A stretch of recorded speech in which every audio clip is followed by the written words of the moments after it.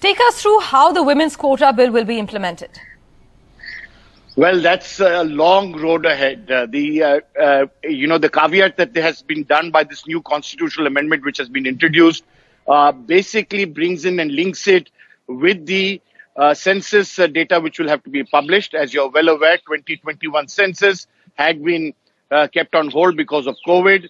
Once that census is undertaken and then the data is published, after that, a delimitation. So for that, you need a law, and by notification, that process will be done. That's a quasi-judicial process, which will be based on representation of, population. And that's, of course, a red herring in many ways, because it opens up a hornet's nest on various issues. But having said that, only then can they be able to decide which will be those seats, the 33%, both in SC/STs as well as in general quota. So it's a long road ahead. It's a small step.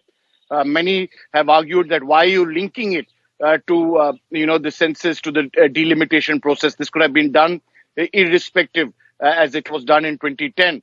But nevertheless, the fact is that I think, as has been pointed out by the opposition, this is an attempt and it's a political season, so everybody wants to collect brownie points to show that they are in favor of women's rights. But the truth is that this is going to be one small baby step. They're determined politically to go ahead with this decision, but it will take a long time before it is implemented in full. All right, Sunil, a long way ahead indeed till 2029. But the opposition has called it another Jumla?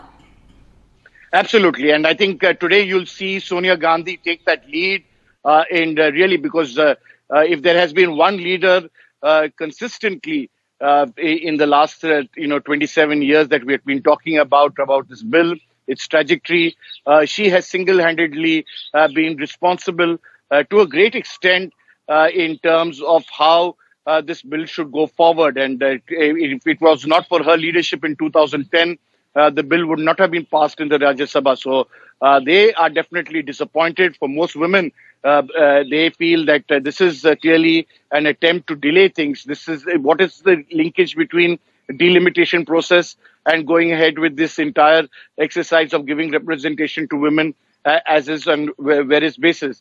And it's in that context, because when we say, from 82 to 181, it's in theory. It's not necessary that it will become 181. It will depend on, the delimitation exercise, which will be undertaken only after the census data. So that's the reason why the opposition has been calling it a Jumla. Of course, they're also linking now with the census data with the fact that there should be a caste census so as to ensure that OBC representation will take place. And that's something that the Congress party has made a subtle change from the time the bill was passed in 2010 to now, 13 years later, to ensure that there will be better representation for the other backward castes apart from the scheduled castes and scheduled tribes.